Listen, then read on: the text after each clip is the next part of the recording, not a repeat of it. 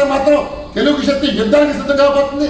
డెఫినెట్గా ఏలూరు జిల్లా చింతలపూడి నియోజకవర్గం లింగపాలెం మండలం తిమ్మక్కపాలెంలో కౌలు రైతుల సమస్యలపై కౌలు రైతుల సంఘం ఆందోళన వ్యక్తం చేసింది. 2024 నుంచి 2025లో 64 ఎకరాల్లో సాగు చేసిన మొక్కజొన్న పంటను కొనుగోలు చేసిన నిర్వాహకుడు ఇప్పటికీ రైతులకు బకాయిలు చెల్లించలేదని జిల్లా కార్యదర్శి దోమ్తాం కృష్ణ ఆరోపించారు. పలుమార్లు అధికారులను ఆశ్రయించినా ఫలితం లేకపోయిందన్నారు. రైతులు తీవ్ర ఆర్థిక ఇబ్బందులు ఎదుర్కొంటున్నారని, వెంటనే బకాయిలు చెల్లించేలా చర్యలు తీసుకోవాలని, లేకుంటే రైతులతో కలిసి సంబంధిత వ్యక్తి ఇంటి ముందు ధర్నా చేపడతామని హెచ్చరించారు.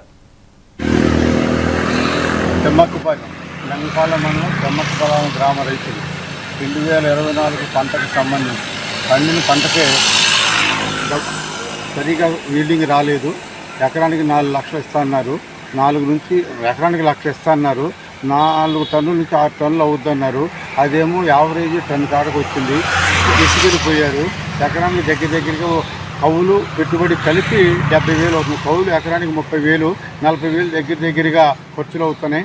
70,000 రూపాయలు జిల్లా కలెక్టర్ గారి దగ్గర నుంచి, ఎస్పీ గారి దగ్గర నుంచి ఈ చింతలపూడి అగ్రికల్చర్ ఆఫీసర్లో అందరికీ విషయం చెప్పినా అందరూ కుమ్మక్కయ్యి జిల్లా కలెక్టరు, ఎస్పీ, అగ్రికల్చరు జిల్లా మండల అధికారులు అందరూ కుమ్మక్కయ్యి మన్య ప్రసాద్ అనే అతను మాకు దొరకట్లేదు.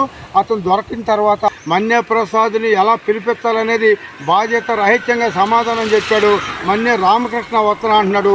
మన్య కృష్ణ దాచిపెట్టిన మీద మాకు సంబంధం లేదని అతని మీద పెట్టి రైతులు ఏడిపీయటం ఇది తగున, ఉన్నతాధికారులకి ఇది తగున అని మేము ఉన్నతాధికారులు ప్రశ్నిస్తున్నాం. ఖచ్చితంగా జాయింట్ మీటింగ్ రైతులు అధికారులకు జాయింట్ మీటింగ్